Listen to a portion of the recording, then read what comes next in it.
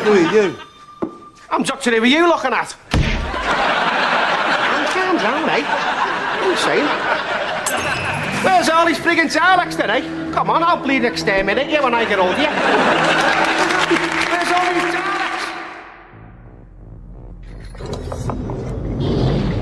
Daleks? Broadcasting through the depths of outer space. Hello, I'm alive. I don't know what's going on.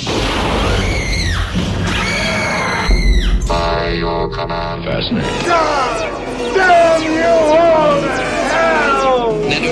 It's the Sci-Fi Podcast. And hello, welcome to the Solo One Sci-Fi Podcast.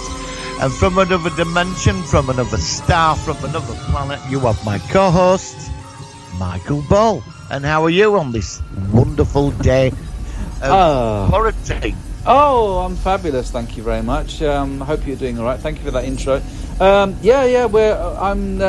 We were just saying before we hit record that what we're doing to keep ourselves amused. For Martin, it's Brookside, which we're going to feature later on in the show.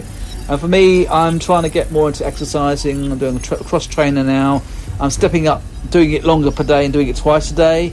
Because I honestly, half the problem. At least if your body's been exercised, it releases those endorphins. It makes you feel a bit more positive. Yeah. And you see, that's the problem. You see, it's not just being stuck inside. It's also the lack of exercise. It's a combination of both. Well, I got very hyperactive on Sunday, and I wanted to go out. Right. Really wanted to go. I did think about going out over to some friends and getting a taxi. But I stopped myself. I wouldn't have done it, but it's how I felt. Yeah. I just wanted to go out anyway. So I went into park. I exercised in park, and what I do is it's a small park, but I walk round it. Right. Like first day, it's like once round. Second day, twice round. I think going around about 6 times now. That's good. But they shut the outdoor gym on it because you're not allowed to touch the equipment. So I have to use the benches. But I've been this morning. I go about 8:30 for an hour every morning. Yeah. But it does burn off that frustration, you know. Yeah.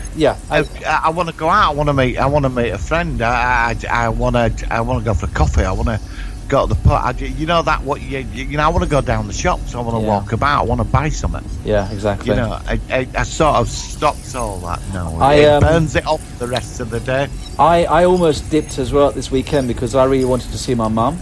She only lives about 2 miles away, not even that, a mile, about 20-25 minute walk. And I was umming and ahhing because we've been having these Skype things on the TV and it's the same. That's what you're supposed to do. And in the end I didn't, and I'm glad I didn't because that's not what we're supposed to do. But I did really get the urge to go go and see her.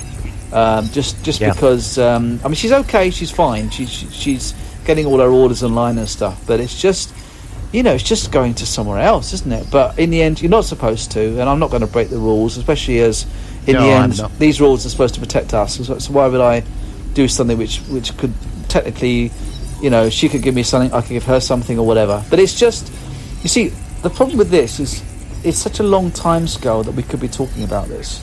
And what I think is interesting is I'm following some YouTubers who are giving these vlogs and stuff about how they're dealing with it, and I think what's interesting is hopefully, say in a year's time, we can look back on this and just remember. So. I mean, and that's the thing. It's the uncertainty. It's the duration. It's what they're going to do. It's how society's going to continue, and it's literally a science fiction, science fact at the moment. We're in a sci-fi film at the moment. Well, I don't think I'm gonna get saved my film until next year.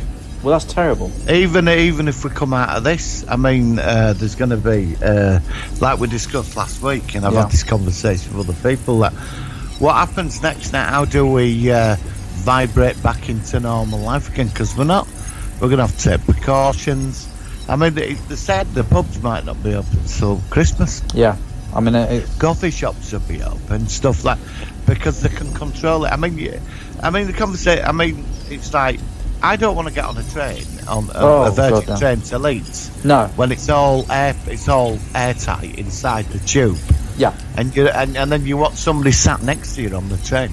I won't be going on until next year. No, That's it. no, you can't. I don't think you can. No. And it's a shame. It's a real shame. I mean, obviously, I've got a car. I mean, I could drive, but the thing is, again, like I said, I could have driven to my mum's. I could have walked to my mum's, but I just thought, it's just the fact. I mean, I could do a bit more with the car, I have to say, but then I've only got half a tank of diesel, and then when it runs out, do I want to go into a petrol station and get some more diesel? And things like this you're thinking about, makes you so paranoid. Yeah. I mean, I went to Big Sainsbury's yesterday, and there were nobody in it. It got in very quick, but it was everybody were keeping the distance, and I had a mask on when I was walking about. But I got a taxi back. Right. And taxi, I had no mask. I sat in the back of the taxi. We were expecting me to sit in front. I sat in back. I said, I didn't have a mask on. I was just talking away at him, and I sat there and I'm thinking, mate, you need to put a mask on. Yeah. I think was it a mini cab or a black cab? Mini cab. Yeah, I wouldn't like that. I mean, I'd actually like to sort of open the windows slightly or something as well. I did. Yeah, I don't blame you. No, I was going to say they should do that because obviously the proximity. I mean, from what I understand, you can sneeze, you could cough, and the particles of the bacteria or the virus rather will float down to the ground. It's not as if it won't float around like dust and you can breathe in apparently. No. But before you got in the cab, he might have sneezed, he might have coughed, you might get it and the actual particles might still be floating around and you could inhale it. It's probably unlikely, but it's amazing how you've got to be so aware. I mean, we won't talk about this too long because I think people have had enough talk about it, but we'll quickly say how you just got to take these precautions and how society will be. Like I said, I mean, my mate today was just saying they're going to make so many films about this in the future, and it's going to be. Well, we're living in history. We're living in probably the most historic events going on since the Second World War. There is in Brookside. There is an episode. Seriously, where they sealed off. There's some contamination happened in Brookside Close, and they all had to stay in there for a couple of weeks. Oh no! And they surrounded it. Police surrounded it because it was some leak or something. Well, we were talking. Go on, finish the story. Go on. And Jimmy Corkle tried escaping, and a helicopter were following him through woods around back, and all police jumped on him with hazmat suits. Oh what? Oh my God! We were Brookside. We were talking before we started recording. We've discovered that almost the whole of Brookside is on YouTube. It's not all of it, but most of it's on there at the moment. They'll probably get taken down by Channel 4 at some point, but it's so over the top in some of the storylines that it's quite addictive. So we're talking about going through some, and Martin was saying that if we're not careful, that by the time we finish and we start doing the next episodes of the podcast, we might have Liverpool accents like. Wearing. You remember them hideous tracksuits that came out in the 80s? Tortoise shell suits. Shell suits. And we go, all right, Martin, calm down, all right. So no offence to Liverpool. I like Liverpool. Actually, every single person I've ever met from Liverpool have always been really open and really nice and really friendly. I actually like Liverpool. I like the culture up there. I mean, they're a football town, which I'm not a big fan of football, but that's fair enough. That's what they like. But I think that. So, if anything that we say about Liverpool, please note that we do like Liverpool. We like Liverpudlians, and if you're from that fair part of the country, then good for you.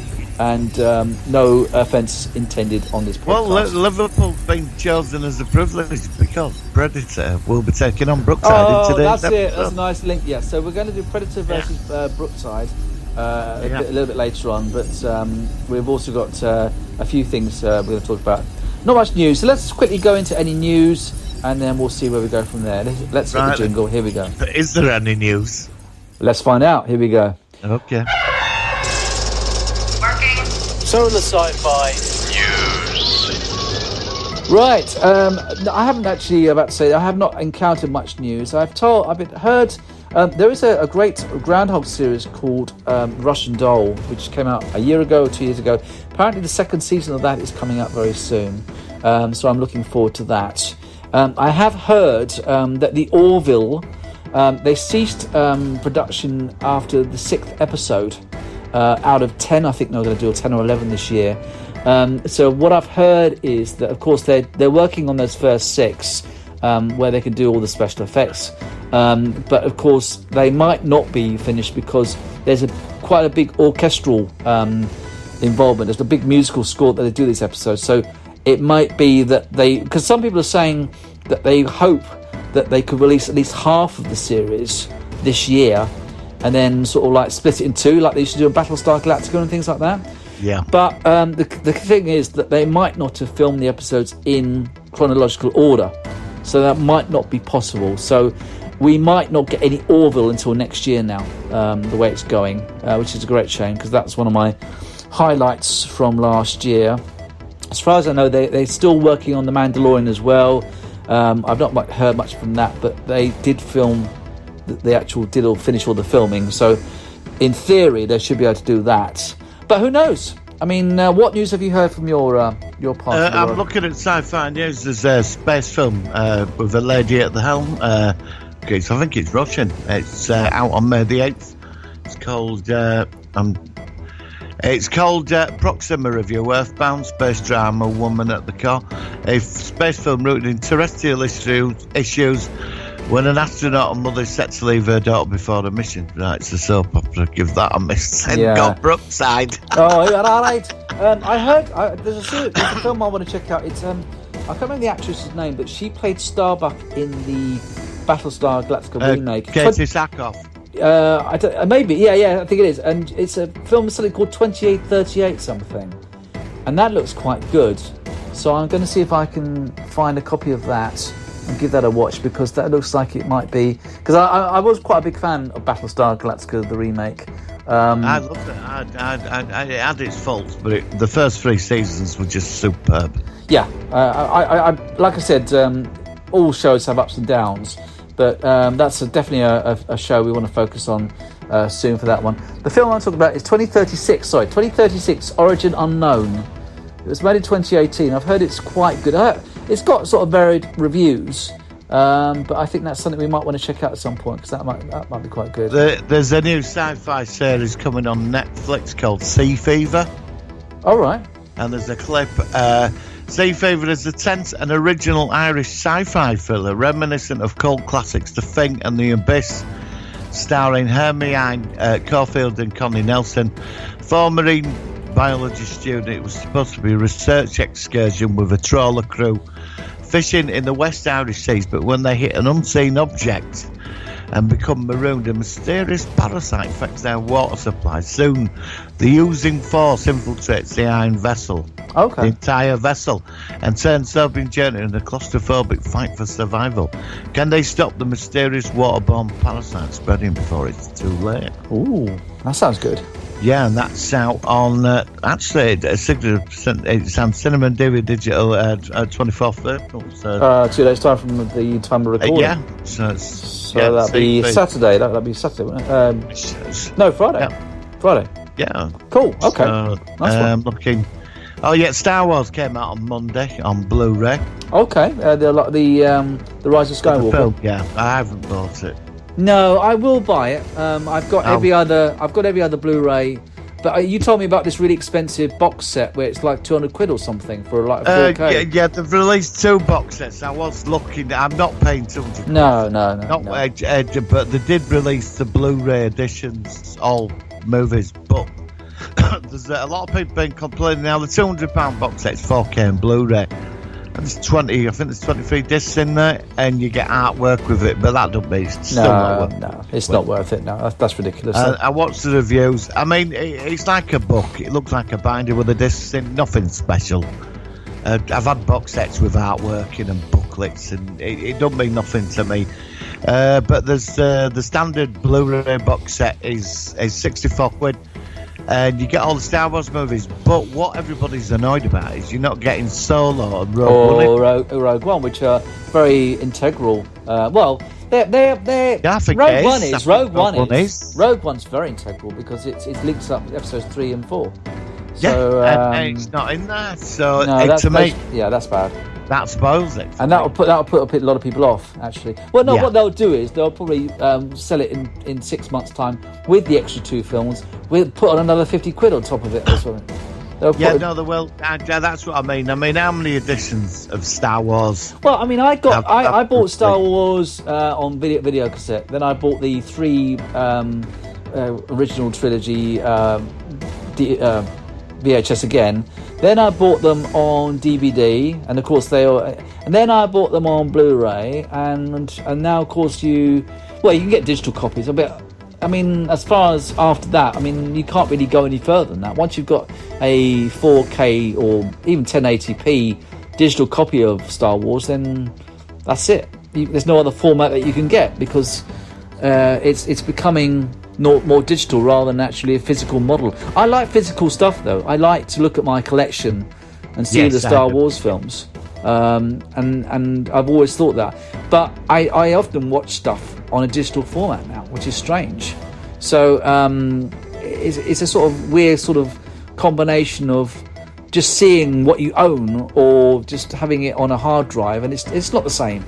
But in the end, it's the same thing. So it's a bit of it's a sort of pros and cons sort of thing, really, with that. So, but yeah, I mean, I hope. Do you think The Mandalorian is going to come out on Blu-ray? I'd definitely buy that. Oh, that's what I was going to say, because I'd buy that as well. Oh yeah, definitely. Yeah, it'll be sometime later this year. But it'll be released when season 2 starts. Because I think I put up the trailer the other day. Right. For Mandalorian, there was some notification about the Mandalorian season 2. There's like some clip, so it's happening. Well, that's good. Yeah, actually, I saw that. I remember you. I think I put one of my funny gifs on there or something. But yeah, that's the one thing I'm really looking forward to. Obviously, is the Mandalorian season 2, which, like I said, whether it will be this year or not, or of course Star Trek Discovery, what's happening with that? It's just no news, and it's. Yeah, I've got some now. There's a new science fiction series coming to Netflix. Okay, what's that? What's that about? It's called. That's right. I'm doing this just like. It's Lock and Key arrives in early February. All right, it's adapted from the comic book. Said I did right. We followed the Locke siblings, Tyler and Kinsey, who moved back to their recently deceased father's childhood home with their mother. The Lockes quickly discover keys of all shapes and sizes hidden around the home, and realise each key opens a different door, and each door is a portal to a different world. When the siblings accidentally wake up an ancient evil, they soon learn about the power of the keys. Okay. Now their father was connected to being there fighting. Okay. Yeah. Sounds good. Sounds good. So yeah, it sounds new. I'm just like, I typed in up and coming TV series for this year and films. Seems quite a lot coming. There's Walking Dead Beyond as well. Oh, what, another spin-off? AMC's Walking Dead Beyond is the third show in the Walking Dead universe. I've only seen about 4 seasons. Okay, sorry about that. My phone went off and it caused a temporary interruption. Carrying what you were saying before, if you can remember what you're saying. Yeah, I'm just looking at there seems to be quite a lot coming. I heard that called Utopia. Oh, okay. I heard that LeVar Burton's going to be apparently appearing in Picard season 2. I've just heard that today. But what's Utopia about again? I'm just looking at it now. Utopia Falls. Premiere in Canada in the... Oh, no, it's not. I'll tell you, yeah. Utopia Falls will follow teens somewhere in the future living... Oh, it's a teen drama. Oh, no, I don't like that. I'm fed up with them. Yeah, I'm not a big fan of that either. So that seems to be most of the news that I've encountered. Not a lot on here. I normally go into Cult Box and... there's a lot of... there's Wonder Woman, isn't there? That's been put back. I think the old Marvel releases have been put back. The Eternals and what is it? Black Widow and is there, I think they release 3 a year. There's another film, and I think they've all been put back. So everything's on hold, really. All major films and that. I know that the comic shops could go under. Apparently, I read something about Sci-Fi shops that because there's no well, with the comics and all the other stuff coming in every month, it's a cash business.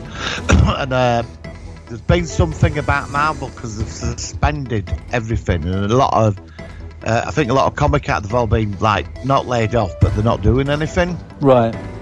Yeah. So a lot of comic shops, well, they're not getting outlet. So if you're a comic collector, you're gonna, well, once you've read your last up to date stuff, that when does next lot coming out.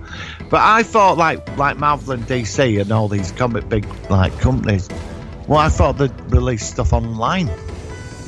I would have thought so. I mean, and then charge for it. You yeah, know? But again, if you like you said, if you're a solid collector, you're gonna want a comic, aren't you? So. Yeah, but what about if they release it online as a temporary measure and make you charge it, and then what you could do is you could pay for subscription, but once they can physically get the printers out again, they can then send the backlog. That is a very good idea. Is that? That's I just what that. I suddenly thought of. Well, that's what if I was in that business. That's exactly what I'd think of. That would make you'd make money, you'd still get your comic, and you still getting your comic fixed, but obviously charge an extra 50p or something to cover mailing costs, and then you get it as about that's what I would do. You send the say this because what they come out monthly, and if this goes on for a while, you send all the back editions, just a backlog. But at least you're keeping up to date with, and it keeps the artist in work. That's what I would do. That's what I suddenly thought. Yeah, exactly what I would do straight away. That's the first thing that I thought of. Great idea. And then that's it. Then you still make money, you still get your comic fix, and you still get your physical copy, but it's just delayed. Everybody wins. Everybody wins. There's a great comic guy on YouTube called Comics Explained. Right. You should check out his channel. What he does, he takes the comics and he edits them up into pictures. So he's telling you about the comic and reading it to you. Right. And he's got about 1 million subscribers, and he's really good.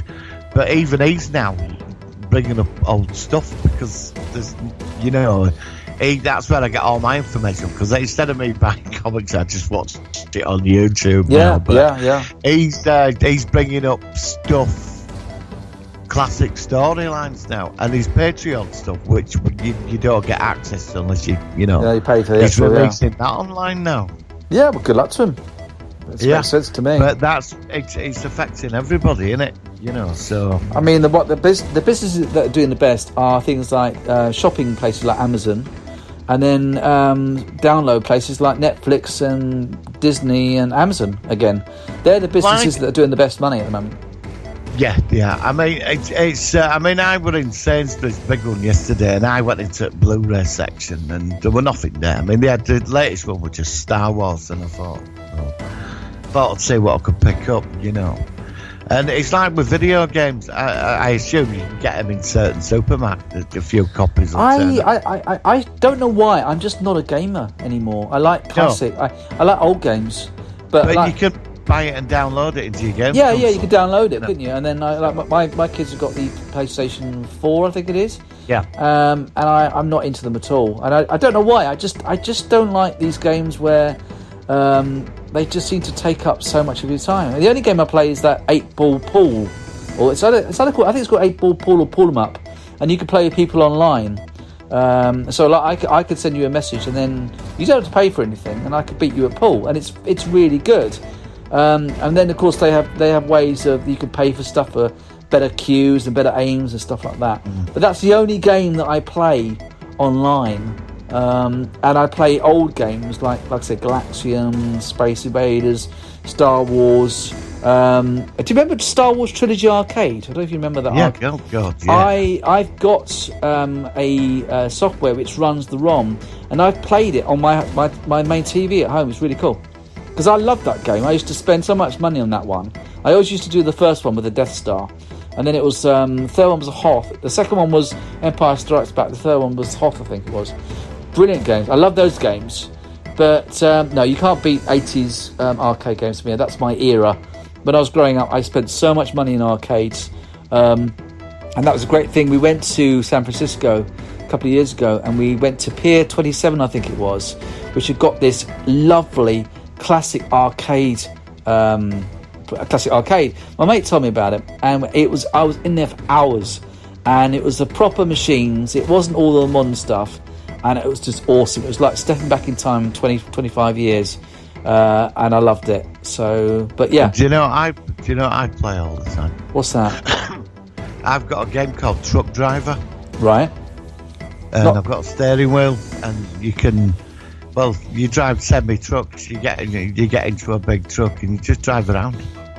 There is one game I have played. I have played Grand Theft Auto. That's pretty cool. Yeah. Well, no, this is like you go back, you get a delivery, and then you drive like hours to somewhere else, and you're in a big truck. You drop it off, but you have music to it. You're just driving down roads, and you get done for speeding and that. It's a simulation. I spend hours driving steering wheel setup.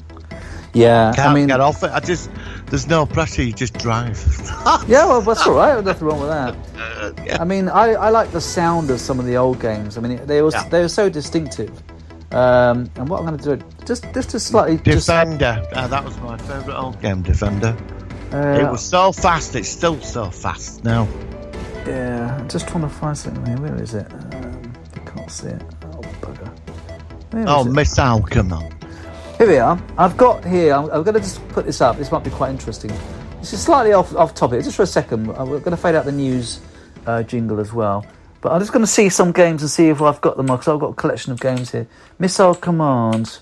No, that wasn't. Mine's arcade games. Any arcade games you used to like? Let's see if we can find something. I used to like the Terminator arcade game years ago, where you're shooting them. I've got Terminator 2 Judgment Day. I think that's the one, yeah, where they're running along on screen and you've got to shoot them. Let's have a look. Yeah. This is one. I love that. This has got a mouse cursor in it, so it's like if you're in the arcade, it would actually. Let's have a look. No way, Jose. Oh God, that sounds cheesy, doesn't it? Oh, it says CMOS RAM error. It won't let me play it. Nice shot. I'd like to get hold of Operation Wolf. Nice shot. You've got Arnold Schwarzenegger. Okay, well that's no good. What's that? What other games are you talking about? Operation what? Operation Wolf, yeah. Let's see if I've got that one. Operation Wolf. Here we go. Operation Wolf. Let's see if this is the game that you're talking about. Shoot them up. There's nothing. At the end, you have an hostage situation, and you've got to take out the generale at the end. Yeah, this looks like it's another shoot 'em up as well. I don't know if this one's loading. But I mean, obviously this is a sci-fi podcast, but a lot of these old games did have sci-fi premises, didn't they? So I'd say gaming has been a big part of the pop culture sci-fi thing. Yeah, exactly. Yeah, that one's not working. So it's all part of it. You go to conventions, they're all dressed up as computer characters. Let's have a look. What other games do I remember playing? Let's see if you recognise some of these ones. Let's just have some fun for a second. We've got nothing else to do, we might as well. Galaxian. Oh, I just said the name of it. Damn, I can't play that one now because I just said the name of the thing. Let's have a look. See if you recognise some of these ones. Just by sound, obviously. If it just loads up. We'll just do this for a second, then we'll go into the topic of the week. See if you recognise this one. Okay. That's it. You probably can't hear it that very well, can you? No, I can hear it clearly. This is Gallagher, I think it's called. Oh God, Gallagher. Yeah. That word Gallagher was like a rip-off of Galaxian, wasn't it? Ah, that's the thing. Galaxian is the one I used to like. Yeah, Galaxian. yeah. I think Gallagher's similar, isn't it? Yeah, it's a sort of just shoot 'em up, isn't it? Oh no, that's not that. That's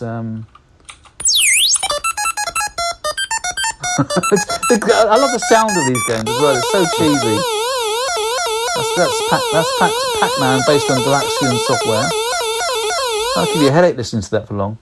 Let's just do a couple more and then we'll move on to something else. This is a very well-known one. You'll recognise this one probably. If I just type it in. And what I'll do is I'll mix in the audio of the actual sound, so when you hear it, you'll hear it will come out okay better on the podcast. Let's try this one. It's just got to load the ROMs up. Force will be with you. Let's have a look at this one. Press the trigger to start. Bye, Danny, bye. I used to love these games. Why isn't it playing? Countdown, here. Let's see. Here it goes. And this is Star Wars, the original. I used to play it all the time. Yeah, I did. I can't play it with one hand though. That's a problem. Right. Have you seen them? Buy that? Have you seen them half? What is it? You can buy an half-size ones. console. Yeah. They actually run the old ROM, but they're the size of let's turn it off now. Right, let's move on for this anyway. Sorry, I'm being a big kid, but yes, they're really good old games I used to like, and I spent many a time playing those games. So there we go. Sci-Fi. I don't know whether there's actually many sci-fi games that you can get these days which are good. I know there's one or two I've heard about. You can buy replica consoles that are a third of the size of the actual arcade classics. But they actually run like the old game. Yes, I've heard that. So, that's cool. Right, any other news before we move on? No, that's it. I think we tried our hardest there to bring the latest to public attention. We did. I even tried playing some games, which I don't normally do either. When's Discovery on? I don't know. Have you, I assume, as you're asking me that question, you've not heard anything yourself? I heard it was the end of April. I don't know if that's right. Yeah, well, that's not long then, is it? But I think we would have heard by now if it was that close. If it was next week, it'd be advertised. They'd be advertised, wouldn't they? Yep. So I don't think that's going to be yet. But hopefully it'll be not too long because, like I said, they've done all the production. So you'd think the early episodes... I don't know. I'm really looking forward to seeing that, though. Right, let's go with our topic of the week. Are you ready? Yes. Here we go.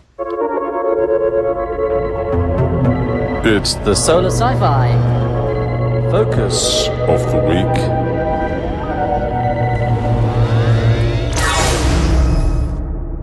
Right, okay, so this is a series which I've only just finished watching yesterday. This is a very contemporary series, and I don't know whether I started to watch... Did you recommend this to me, or was I watching it before? I can't remember. Which series? Oh, sorry, exactly, I've not said it. That's a good point. The Expanse I'm talking about.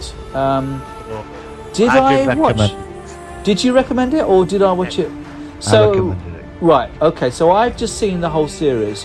At the moment, they've finished season 4. Season 5 has been picked up. I don't know how they are in production. So you've seen it before me. Tell me what you thought about it and what you liked about it and what you disliked about it. I was a bit late on Expanse, and I was in one night. I'd heard a lot about it, and originally it was on Sci-Fi, right? And they dropped it, right? And it was on. It got moved to Amazon. That's right. It was on Netflix. Netflix first. That's right. And I was a bit late. It'd been on Sci-Fi because anything that's like one episode a week with adverts, I don't touch it. No, I can't get into it either. And it pops up on Netflix season 1 and 2. One night I sat down and watched it. I couldn't turn it off. First season I was like, I found it like first episode. There were a lot in the first episode, but it's setting it out. Yeah. And by episode 3 I couldn't turn it off. Yeah. What I was impressed about was the scientific accuracy. Yes. Of what space travel would, forget warp speed and all that. Yeah. That all right, they could travel a bit faster because it explains that. But I loved it, the science that went with it, where if they make the ship go faster, there's gravity, and they put it in reverse and they're flying through space. That's right. And I loved all that. And do you know what did it for me? Was when they went into battle, they all put spacesuits on. That's right. And it's all Gatling guns and missiles and torpedoes. And when bullets are being fired at the ship, you see the bullets penetrate the armour. Because they've got no shields. All over shit. I loved that. And they didn't have artificial gravity. They had shoes with grav plates on. So they could walk around. Until they got the speed up to get gravity. Brilliant. And the politics of it, the conspiracy, everything. I loved the whole UN. She's dodgy hair it runs. The UN and the Martian thing as well. And the OP, what's the other one called? What's the Belters called? They've got a name. Hang on, what's it called? The OPA, OPA is the Outer Planets Alliance. The loose configuration of the asteroid belt of the moons the moons of Jupiter and Saturn. Yes. I will, before you carry on with what you thought, I will quickly say that you do get thrown into a lot in the first season, especially the first few episodes. God, yeah, and I thought to myself, I'm really getting lost here because I didn't know who was what, and it doesn't spend too much time explaining it. It's, in many ways, you're coming into it, at least from my perspective, like you're coming into like the third season of a well-established sci-fi series, whereas most series they slowly break it down. You have one episode that focuses on Earth, and then you have one episode that focuses on the Martian element, and then the other one with the belters. But it didn't. It was all thrown at once, and that was. And I tell you, I'm going to watch it again, and I think the second time round I'm going to like it even a lot more, even though I do like it a lot. So that was my perspective from the early ones. But carrying with your review of what you thought about it from that point on. Yeah, there's a lot in it, and I've never read the books. I've Wikipedia'd all 9 books. There's the 10th book coming out, so I've got a general idea of what's coming. Right. But it's I think reading first. But apparently the books are very addictive. You can't put them down. Right. But the first book, there's so much in it. But that's how they set it up. You get through first season, suddenly you can float, suddenly you connect. But what I found was, when I went into the second and third season, I'd forgotten what happened in first season, because it had been like, because it had been a year till the new season. So you sort of lost the element. Yeah, and then by episode 3 of the third season, I was like, it all started coming back. So, I remember that. And then suddenly this dot and that dot, it were all connecting. Right. I loved the corporate conspiracy, and I also loved how that this thing came into our solar system a million years ago. What, the particle thing? The particle thing. Yeah. I love that. That was so cool. They found it. Yeah. And how they were trying to work on it. I mean, obviously there are spoilers in this review, so if you've not seen it all, you might want to sort of pause at this point on. But I mean, the whole element was this alien particle, which sort of, and that was the lead from the detective guy in the first season who was trying to track that girl, and of course she was one who was transformed, wasn't she, or something at the end as well? Well, because I mean, I was going along that it was an alien force outside trying to create a conflict between the two powers in the solar system, so they could come in and invade. I thought it was that at first. That's where you sort of were going with the thinking, with this particle that was like coming alive, and they were creating them. They weaponized it. That's right, and they're trying to make sort of humanoid. And I thought another power was taking advantage, and the corporation was tied into it. Obviously, it wasn't. No. But they got you thinking that. Yeah. And then it went somewhere else. And then we got to season 3. Oh, God. And of course, that was when. Well, yeah, I mean, obviously the particle then, that creates the ring itself, which was a portal which opens up to many, many different worlds, which of course completely opens up this series to no longer being stuck in the solar system. From what I gather with the particle element, the race that built the particles is dead. And there was another alien race on the planet that they encountered in the 4th season, wasn't there? Is that right? Because well, I can give you a spoiler if you want. Well, I've seen the whole series, so as long as it's in the series, then yeah. Oh, I can, because obviously these portals, something killed them off. That's right. Yeah, so there's something else out there. So we've not seen something else yet, have we? No, not yet. But that's what I'm saying. The particles created the portals. So the race that created the particles has been killed off. But there's another race that we don't know yet, which is involved with killing off the particle aliens. Is that right? Yeah. It's slightly confusing. Like I said, it's only. I've only just seen the whole lot, so it's still sort of rattling around in my mind. In beyond season 4, it gets very political, but I can't tell you anything. I've read what I've read on Wikipedia. So it's. I think the seeds have already put in, like with Mars. Right. Mars is trying to terraform itself. That's right. But it's going to take 100 years apparently to terraform. But who wants to live on Mars? Which is why they had that speech right near the end of season 4 where they're saying, who cares about Mars? And that's why they're all. So, that's a big thing. That is. So, is the TV series quite closely following the novels? From what I've read, and I could be shot down for it. From what I've read, and when I was digging into this, when I started watching it. it's almost accurate to the books. Good. Okay. One season is a book. But they made basically. 10 books. 10 books, yeah. Well, I don't know. I mean, hopefully, it seems to be popular. It's getting quite a cult following. I'm really glad I saw it. And again, I've just seen Star Trek Picard. I know I'm going to go on about this, and I've just seen The Expanse. I did prefer The Expanse to Picard. I did see some. I actually think that some of the elements of the Picard were trying to replicate some of the elements of The Expanse, the interactions, the holographic. There were some. The people who made Picard, they were definitely looking at other series for inspiration, and I think some of that rubbed off on Picard. But we're not talking about that today. But The Expanse, very, very good production values. I like all the characters. It's quality viewing. The characters are very interesting. I like the engineering. I love the character. Oh yeah. He's got no feelings. He's just a bit. He's a killing machine. He's like a Terminator, isn't he? He is. But he's like. I love all the trying to get that humour out of him. He just every now and again he sort of pops up with something. But it is I so. like his character. And the last episode I just saw, he went blind, and he was wanted to kill somebody. He was just so frustrated, and he was going towards these little slug things, which are very dangerous to be near and stuff. And he only just got stopped. One other thing, so many things I love about this series. I like the fact, I don't know if you noticed this, but a lot of the characters that they've hired for this show are of mixed race, which is very interesting, because in the future it is probably more likely that there'll be more of mixed race in standard in society. It makes total sense. I love it. I think it was so good, and I can't tell you. Honestly, and the special effects were so good, and it was, and I love the intro. I love the music at the beginning, and then they changed it slightly for The Ring in season 4. I just thinking about it, I'm getting goosebumps. It was that good. I thought it was really good. What was so brilliant good about it?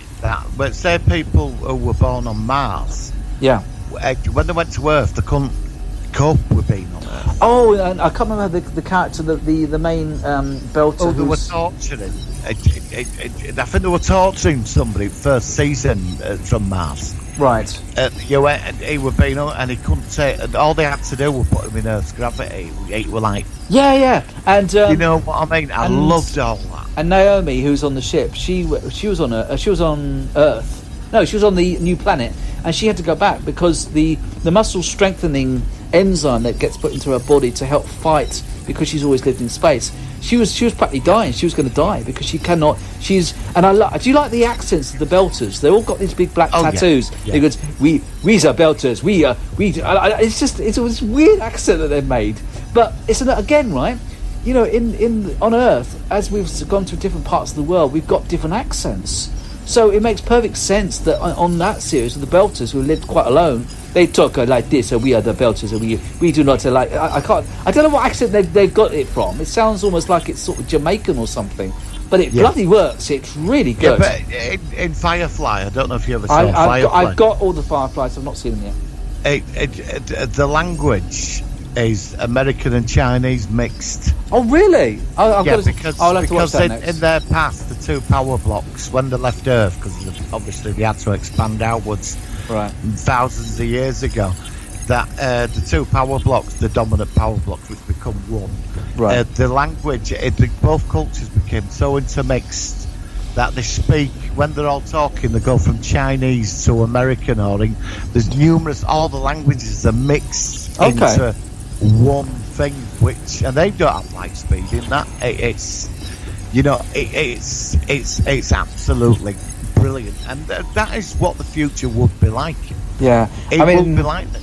I follow Frank Caller called Wacker Simpson on my YouTube channel. I've got a big following, and a lot of the pranks actually they go into Afrikaans, and so they speak mostly English, and they say things like "this is lekker," which I think means good, and it's funny how in certain societies you can mix words. So they obviously got two languages in South Africa, but often the people who speak English will have some South African Afrikaans slang words or words mixed into their language. So it sounds a bit like Firefly.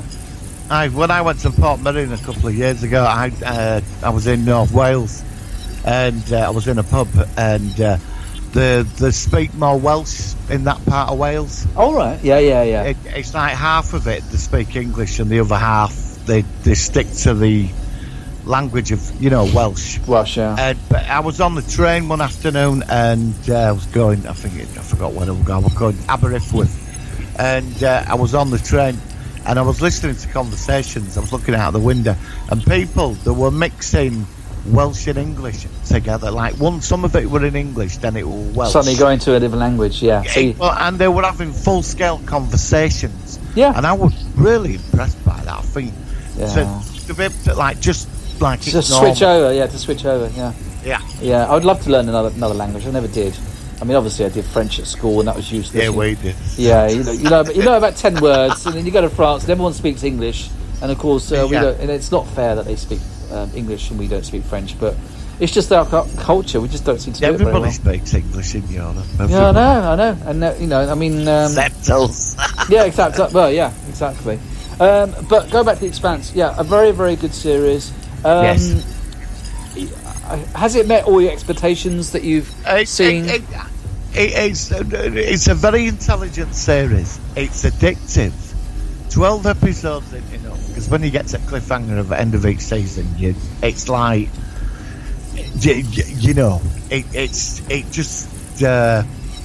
you want more, and it's like but the beauty is like 12-13 episodes is one book. The politics of it and the scope of the series, the scope is you feel that you're watching something the size of the solar system, like politics. Yeah. And I love all that.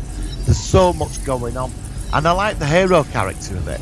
He's his name is Holden, James Holden. He's obviously he's going to change the entire balance of power. Eventually, he's going to achieve that thing, because this big thing's happened now, and where all this is going to go now, I can't wait. Yeah, well, like I said, I'm not going to read the books ahead of the actual series. I do hope, though, that the alien threat, I assume at some point that will come back. I don't know, but it might not. I mean, like I said, it might. They might be dead. They all might be dead. Yeah. But the universe has opened up to them, and that's what I loved about it. Yeah. And the special effects as well. Oh my God! Inside the rings. Oh, it's movie level special. Yeah, effects. yeah. I mean, I was so blown away, and every episode has so many brand new exterior ship scenes. But they not repeated.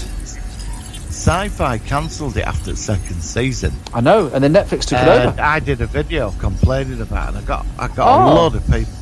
Really? They I'd really fit that, and Lucifer, they cancelled it, and I did this moaning video, and everybody else, there was so much pressure that Amazon stepped in and said we're going to finance 2 seasons. Now they're doing a 5th. Yeah. And Netflix dropped it as well, which I was surprised. Yeah. Because it is not a cheap show to make. No, no. You could tell it. I mean, the money's there. Yes. And it was amazing. I know I'm going to enjoy it so much more the second time round, when I know where all the key politics are already, because I'll know that from learning it from watching it the first time round. But yeah. I really was very impressed with it. I thought it was really good. There was I haven't really got many thoughts about the series at all. Like, my only thought again is just that it does throw you a bit in the first season, getting used to where everything is. You've got to stick with that's the key. Yeah. That's the first season is the Rosetta Stone. That's it. To the rest of it, and if you can get through first season, the rest of it all just fits together beautifully. I want to ask you a question about the 4th season, about the character, the detective Miller, Joe Miller, who died in the end of season 2. Yeah. Now, I was slightly confused. He obviously appeared as some sort of communication with Holden in season 4. It wasn't his imagination. So how was he being transmitted? What was he exactly? Because I was a bit lost about that. He's now this is what I thought when was it the second season he died? Yeah, I think it might have been the when 3rd that season. Stuff grew it might have been mid-season. Particle. Yeah, it's either second or early 3rd. I can't remember exactly when. Yeah. Well, when he died, I think his consciousness. I think because it like maps there, like started the map your brain, like with Picard, the maps his. I think his consciousness will map. And he merged with the, say, like 2001, Dave Bowman. Yeah, Dave Bowman, yeah.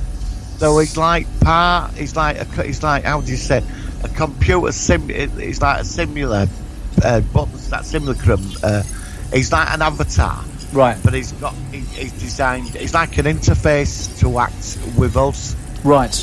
Whatever it is, this conscious thing, this computer. Obviously, to me, it's like some kind of computer network. Yeah. And he's created an avatar, but there was something else forcing on him, though, wasn't there? I got the impression that the rival aliens were trying to stop him from doing. Was it or was it? Yeah, because I got confused with that. And that's why his hat would suddenly come on when it was a version trying to steer Holden away from getting to the source of the power in the season. Yeah. But yeah, once I've got that, I mean, you explained now because of the way he died. I didn't think about that. The way he died, that's only my version. That's what I figured out. But if this is going, then they must be coming. Though there's something out there still. Yeah, but it wasn't really focused upon. It wasn't focused upon, but that's bound to be some factor, I think. And I think but there was something. There was something stopping him in the final scene. You remember that thing where they were in that structure? Yeah, and he was trying to get to the portal, and he got thrown back, didn't he, against the wall? Yeah. Something else there, wasn't there? Yeah, so no, there was something else. I don't know. It wasn't specified in this season. No, I loved it. I cannot wait for season 5.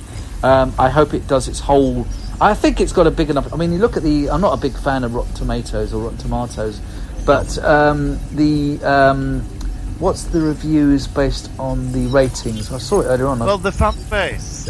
There was another series which I'm going to send you a link to. I forgot what it's called now. Right. There was another series that came out at the same time, which was not similar, but it was unique, and it ran for 3 seasons, and that got cancelled. Such an outcry over that, The Expanse and Lucifer, because the other one that got cancelled didn't survive.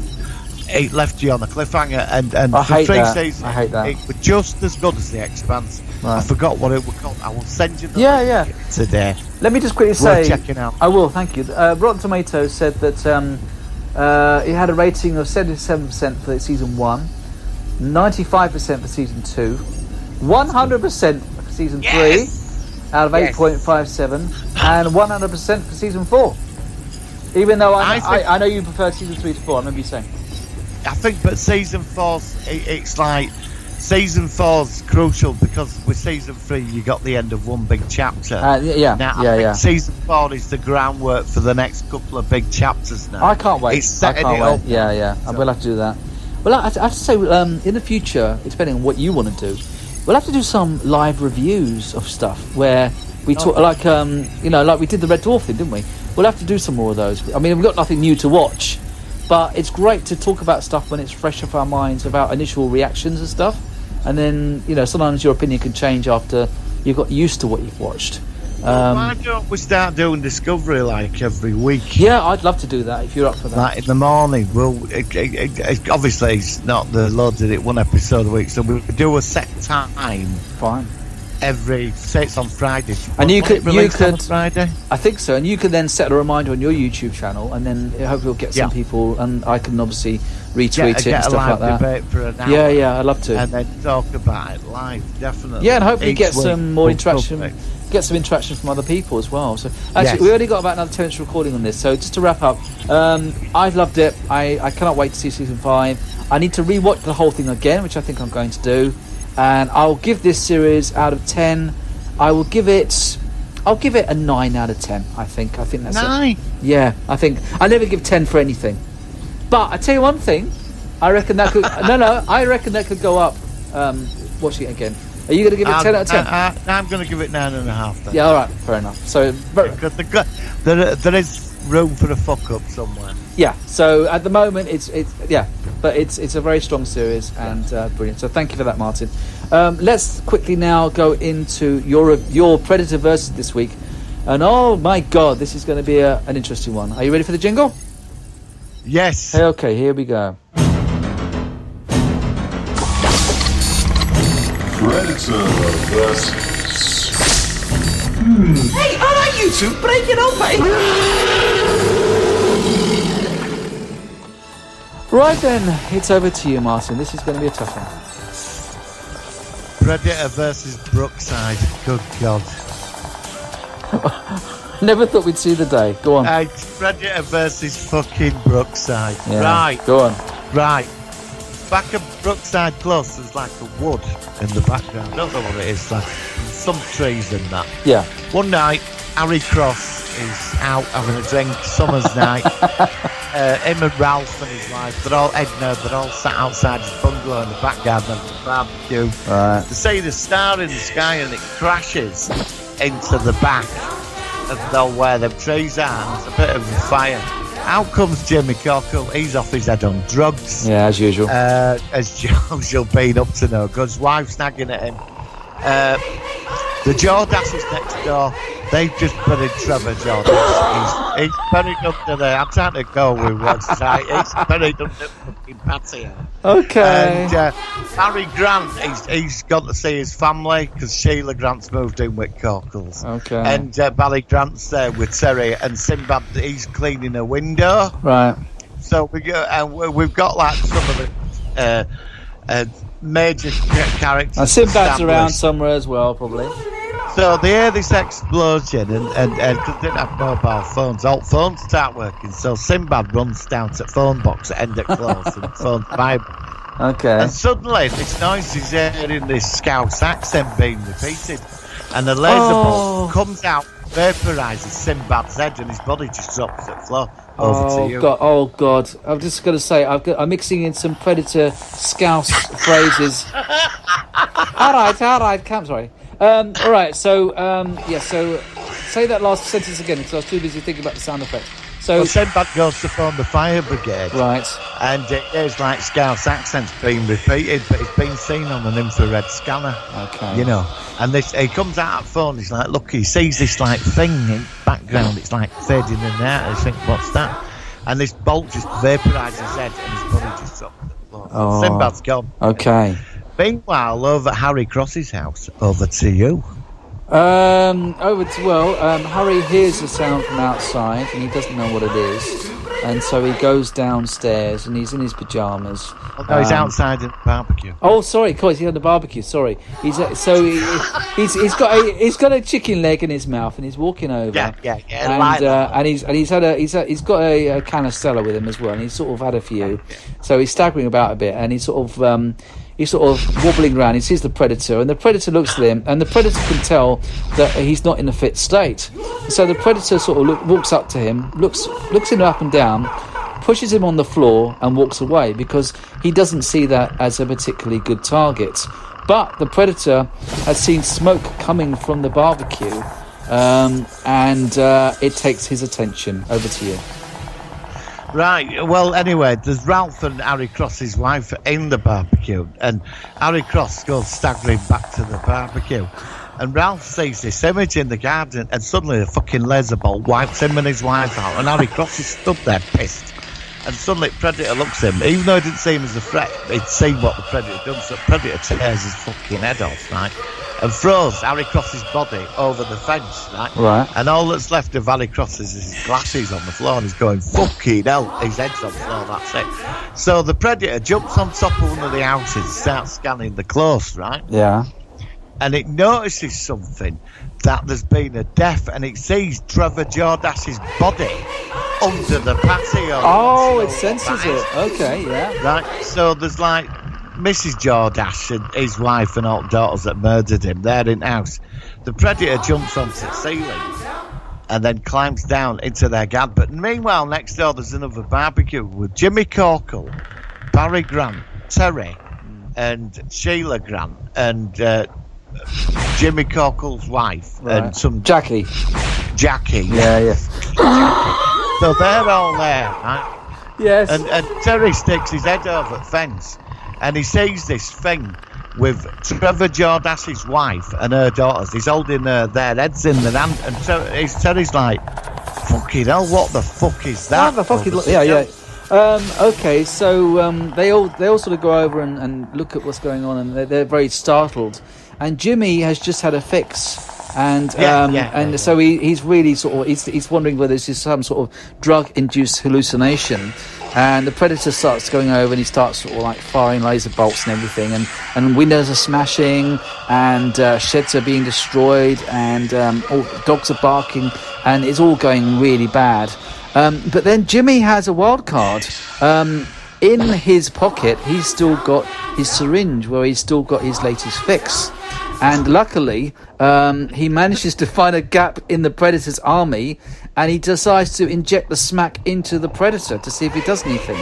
The Predator reacts, and he twitches, and he falls over, and he's very much incapacitated. He's been made paralysed. He can still fire his weapon, but he can't move. He's on the floor, he's looking around, he's helpless. Over to you. Right, then Barry Grant is like, sees all dead bodies, him and Terry, and they've got, what's them tracksuits called again? Shell suits. Shell suit, they've got these hideous tracksuit and the porno tattoo, right? And he says to women, get in the fucking house. So meanwhile, Barry Grant, he goes in house, this Predator's out on the floor, because it picks up Jimmy Cockle, but he's stuck a needle in it. And they're all going, it's a fucking alien. Yeah. And the Predator's like stoned out of his head.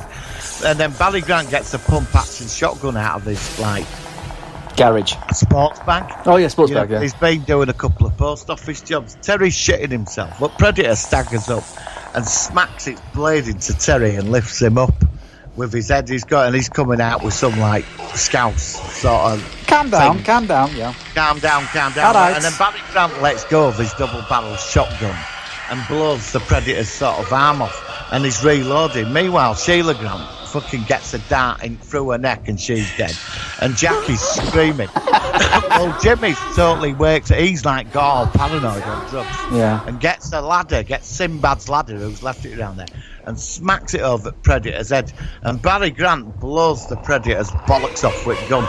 So the Predator's off its head, it's bouncing out with no bollocks on, right? Yeah.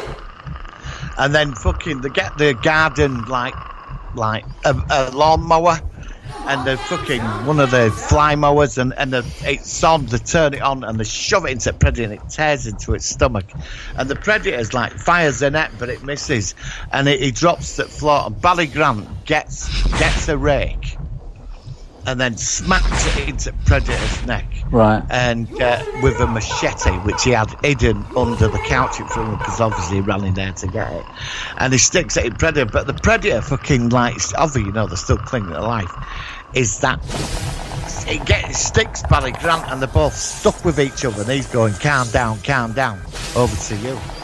And then I can't think what happens then. Do you want me to? Yeah, go on. I'm lost. Go on. You sure? Well, yeah, you finish it because you put it in such a big way. Go on. Right then. So Barry Grant's like get pushed against the fence. The fence collapses, and the Predator drops to the floor. But it released this fluid. It fell out, and the Predator dies. And it sets its nuclear charge, and suddenly the whole of fucking Brookside Close gets wiped out. But there's a twist. There's a fucking twist. What's that? Well, the Predator ship's been destroyed. It's got dropped off in Brookside Close. Well, most of Brookside Close has been taken out in this small nuclear explosion, and the helicopter turns up, and it's Keys from Predator 2. Oh, okay. So he turns up, and like out of the rubble and smoke, Barry Grant survived. He's the only survivor of Brookside Close. He stood there with his shotguns, all smoke and that. And he's going, have you seen it? And he's going, yeah. So he takes him away with British, because all fire brigades turned up and all the armies turned up and surrounded the area. But everybody's dead in Brookside Close except Barry Grant, right? And he's like with ripped shell suit on. But meanwhile, in the background, this fluid went into the patio. Yeah. And tears out of the ground. Trevor Jordash. Oh, has been reincarnated. It's just his hand tears out of the ground. I'm back. And that's the end. Do you know what? I'm going to have to finish that now because I've got 1 minute of recording left on here. Go on. So over to you. So Trevor Jordash's corpse sits upright, and then it says to be continued. So we could continue this next week with Predator versus Brookside Part 2. But they're all fucking dead in Brookside, Barry Grant. Yeah, but I mean, I don't know. it could hunt Barry Grant down for the streets of Liverpool. We'll let you know about that. We'll decide whether we feature that. But that's brilliant. That was really good, actually. Like I said, unfortunately, I'm running out of time, so I'm going to rush things. Yes. But yeah, that was a good one, mate. Really good. I never thought we'd feature Brookside, but we have. Right, on that note, I'm going to very, very quickly sign off because I've got 30 seconds left of recording. We're going to leave with Hale & Pace did a song about Liverpool. It's a funny little thing. It's very silly. It's not sci-fi related, but it's very related to this episode. Martin, thank you very much. Yep. Next week, And to you, sir. Next week, we're going to be back with either. We're going to decide it's either going to be The Prisoner or Quantum Leap. So we'll decide what we want to do next week. Thank you, Martin. We'll catch you next week on the Solo One Sci-Fi podcast. Laters. Live long and proper, everybody. Bye-bye. Up in the pool with me ma and da, 3 spoons of sugar in me cup of cha. Down in the south with a la-dee-da-dee-dum-dee-da-dee-doo-day. In the land of John, Paul, George and Ringo, sling your rook if you don't speak the lingo. Da's in the pub and ma's at the bingo. They do-do-da-dee-don't-they. They do-do-da-dee-don't-they-do. They don't do-da-dee-do-they. Scuffle-a-whack-a-doo-day. They don't do-da-dee-do-they.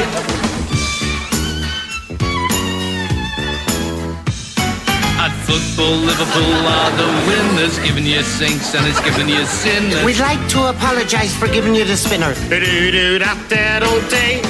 All the bloody pills on the telly. Boswell's, Aveline, Joey and Billy. Still a black and a Russell called Willie. They do view that, don't they?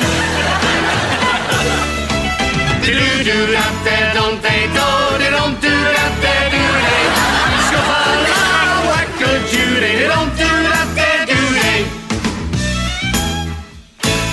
Nothing makes a Scouser more proud than wearing the Liverpool jersey. We're proud of the city, And we're proud because we're witty. and we're proud of the turds in the Mersey. They do-do-do-doos down their door. They do-do-do-doos, don't they? Scuffle-a-whack-a-doo-day. They don't do-da-da-do-day. Ken Dodd is a demigod, stashing cash in naughty ash. Derek Hatton works for Grattan, modelling juggles with a very nice pattern. Liverpudlians love success, of wealth we never tire. But when our kid has made a few quiddy buggers off and buys a mull of Kintyre.